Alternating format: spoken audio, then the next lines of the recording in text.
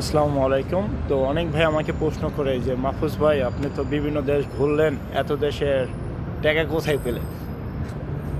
অনেক সুন্দর একটি প্রশ্ন। এটা যে করছে তাকে অনেক ধন্যবাদ জানাই। আসলে দেখুন, আমি যখন ঘুরছি, আমি যখন স্যালারি পাইতাম লাইক হলো ২৫০০ রিঙ্গিত অথবা ৩,০০০ রিঙ্গিত, আমি হাইয়েস্ট গেলে মাসে ৫০০ রিঙ্গিত খরচ করতাম।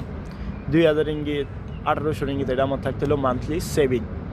তো সেই সেভিং থেকে আপনার আমি এই কিছু টাকা পরিবারকে দিতাম এবং কিছু টাকা রাখতাম হলো ঘোরার জন্য, খরচ করার জন্য। যার ফলে আমি ১ বছরে ২-৩টা দেশ ট্রাভেল করার সুযোগ পাইছি, যেটাতে আমার বিমান ভাড়া খুবই কম খরচে বিমান টিকিট কিনে খুবই একটা চিপ কস্টের হোটেলে ৩ দিন ৪ দিন নরমালি একটা সুন্দর একটা অ্যাফোর্ডেবল হোটেলে থেকে ঘোরাফেরা, খাওয়া দাওয়া অনেক সুন্দরভাবে ট্রাভেল করছি।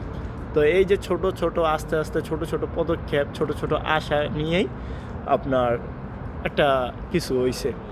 তো আপনারাও এরকম ছোট, ছোট আশা নিয়ে ১ স্টেপ ২ স্টেপ করে যখন আগাবেন, আস্তে, আস্তে দেখবেন কোন টাইমে কোথায় পৌঁছায় গেছেন নিজেও জানেন না। আমার কাছে তো এই ইউরোপ তো এখন অন্যরকম লাগে, এই আরকি।